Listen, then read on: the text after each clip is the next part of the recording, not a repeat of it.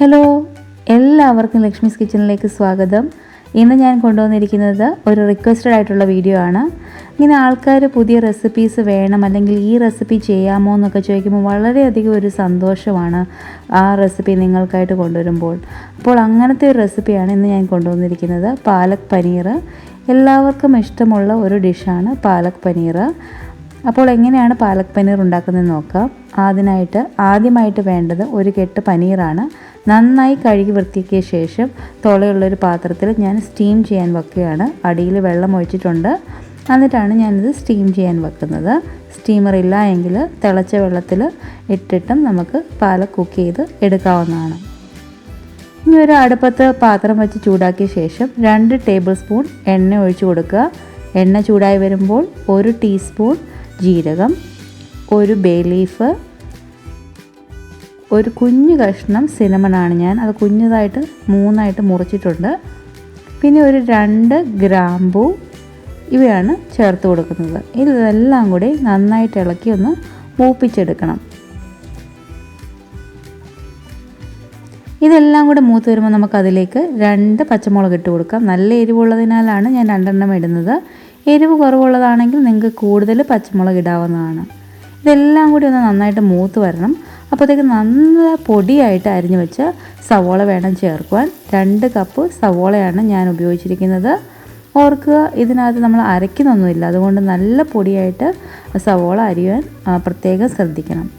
ഇതെല്ലാം കൂടെ വഴണ്ട് കിട്ടുവാൻ എന്നും പറയുന്ന പോലെ തന്നെ കുറച്ച് ഉപ്പ് ചേർക്കുക. എന്നിട്ട് നന്നായിട്ട് ലൈറ്റ് ബ്രൗൺ ആവുന്നിടം വരെ വഴറ്റിയെടുക്കുക.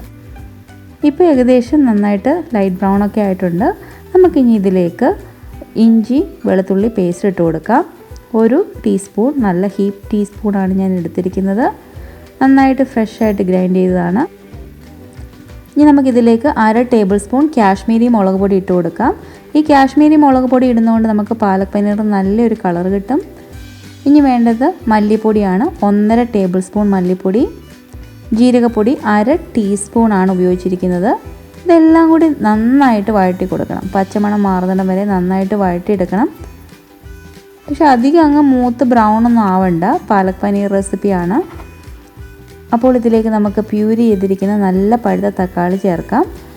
തക്കാളി പ്യൂരി ഇഷ്ടമില്ല എങ്കിൽ അതിന് പകരം നമുക്ക് നല്ല കുഞ്ഞതായിട്ട് മുറിച്ചും വേണമെങ്കിൽ ചേർത്ത് കൊടുക്കാവുന്നതാണ്. 2 രീതിയിലും ഞാൻ ഉണ്ടാക്കാറുണ്ട്. ഇനി ഇത് നമുക്ക് അടച്ച് വെച്ച് ഒന്ന് കുറച്ച് കുക്ക് ചെയ്തെടുക്കണം. നമ്മുടെ മസാലയും തക്കാളിയൊക്കെ ഒരുമാതിരി നന്നായിട്ട് വെന്ത് വന്നിട്ടുണ്ട്. അതിലേക്ക് 2 ടേബിൾ സ്പൂൺ കട്ട തൈര് ചേർത്ത് കൊടുക്കാം. ഇതാണ് ഞാൻ പറയുന്ന സ്പെഷ്യൽ ഇൻഗ്രീഡിയൻറ്റ്. എല്ലാവരും പാലക് പനീർ ഉണ്ടാക്കുമ്പോൾ തൈര് ചേർക്കുമോ എന്ന് എനിക്കറിയില്ല. പക്ഷേ ഈ തൈര് ചേർക്കുന്നതുകൊണ്ട് നല്ലൊരു ടേസ്റ്റ് കിട്ടുന്നതായിരിക്കും. അതുപോലെ തന്നെ വേറൊരു ടേസ്റ്റ് കൂട്ടുന്ന ഒരു ഇൻഗ്രീഡിയൻ്റാണ് ഈ മീത്തി ലീവ്സ് അഥവാ നമ്മളുടെ ഉലുവ ഇല. ഉണക്കിയ ഉലുവ ഇലയാണിത്. നന്നായിട്ട് പൊടിച്ച് ചേർക്കുക. 1 ടീസ്പൂൺ.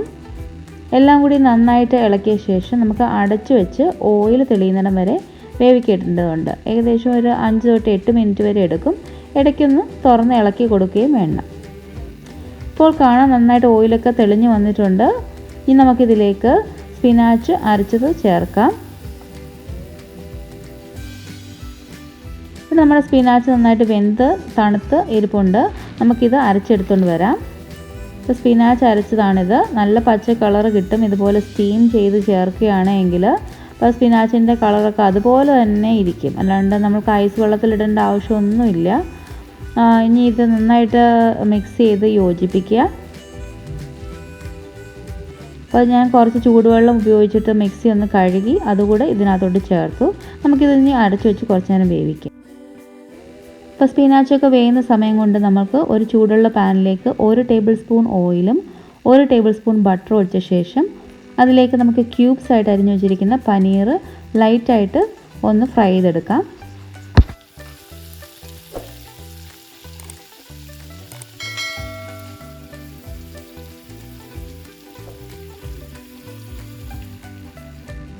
ഇപ്പോൾ നമ്മളുടെ സ്പിനാച്ചൊക്കെ ഒന്ന് ഒരുമാതിരി വെന്ത് കാണും. നമുക്ക് തുറന്ന് നോക്കാം. നോക്കൂ, ഓയിലൊക്കെ തെളിഞ്ഞ് വന്നിട്ടുണ്ട്.